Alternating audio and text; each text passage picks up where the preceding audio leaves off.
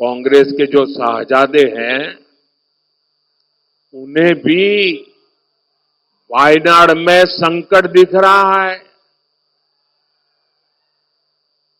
शाहजादे और उनकी टोली 26 अप्रैल को वायनाड में वोटिंग का इंतजार कर रही है। जैसे ही 26 को वायनाड में वोटिंग पूरा हो जाएगा, ये शाहजादे के लिए एक और सुरक्षित सीट घोषित कर देंगे और कहीं और से फिर से लड़ाना पड़ेगा उनको। अब सवाल उठता है हमारा गठबंधन क्या करने जा रहा है। देखिए, ये जो बीजेपी के लोग बोल रहे हैं कि इतनी सीटें आएंगी उतनी सीटें आएंगी, मैं सीधा बता देता हूं आपको, इनको 150 से ज्यादा नहीं मिलने वाली है। ये जो भी कहना चाहे कह लो, 150 से एक ज्यादा नहीं आने वाली। नमस्कार, आईमा मीडिया में आपका स्वागत है। ईवीएम से छेड़छाड़ का मामला एक बार फिर देश की सर्वोच्च अदालत में पहुंच गया है। सर्वोच्च न्यायालय ने चुनावों में ईवीएम के डाटा से वीवीपीएटी पर्चियों के मिलान की मांग पर सभी पक्षों की दलीलें सुनने के बाद फैसला सुरक्षित रख लिया है। न्यायालय ने कहा कि आप हर चीज पर अविश्वास नहीं जता सकते हैं। जस्टिस संजीव खन्ना और जस्टिस दीपांकर दत्ता की बेंच ने ईवीएम की आलोचना और मतपत्रों को वापस लेने का आह्वान करने के लिए कदम पर नाराजगी जताई है।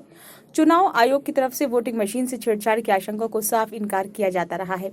सुप्रीम कोर्ट ने चुनाव आयोग से कहा है कि उस आरोप की जांच की जाए जिसमें बताया गया है कि केरल में ईवीएम के मॉक ड्रिल के दौरान भाजपा को अतिरिक्त वोट मिले थे। सुप्रीम कोर्ट के जस्टिस संजीव खन्ना की अगुवाई वाली बेंच के सामने ईवीएम और वीवीपीएटी के पर्ची के मिलान से संबंधित मामले की सुनवाई के दौरान ये मामला उठाया गया। सुप्रीम कोर्ट के जस्टिस संजीव खन्ना की अगुवाई वाली बेंच ने मामले में सुनवाई के दौरान मौखिक आदेश में चुनाव आयोग से कहा कि वे इस मामले में जो रिपोर्ट आई है उसे चेक करें। इसी बीच लोकसभा की 102 सीटों पर शुक्रवार को मतदान संपन्न हो गया। शेष सीटों पर चरणबद्ध मतदान संपन्न होगा। इसी के साथ ईवीएम को लेकर सियासत गरमाने लगी है। विशेषकर जब से प्रधानमंत्री नरेंद्र मोदी ने एनडीए 400 पार का नारा दिया है, तब से विपक्ष की सिट्टी पिट्टी गुम हो रही है। कांग्रेस के नेता उल जलूल बयान भी देने लगे हैं। कांग्रेस अध्यक्ष मल्लिकार्जुन खड़गे कह रहे हैं कि मोदी जीता तो यह अंतिम चुनाव होगा। इंडिया गठबंधन के नाम से एकजुट हुआ विपक्ष लोकसभा चुनाव आते ही बिखरने लगा है। उसके घटक दल एक एक कर उसका साथ छोड़ने लगे हैं। मोदी के 400 पार के नारे को लेकर कांग्रेस सहित विपक्षी पार्टियां ईवीएम को लेकर संदेह व्यक्त करने लगी हैं। ऐसा लगता है कि विपक्ष को लॉस में चुनाव में संभावित हार का डर सताने लगा है, इसलिए अभी से ईवीएम पर अंगुली उठाई जाने लगी है।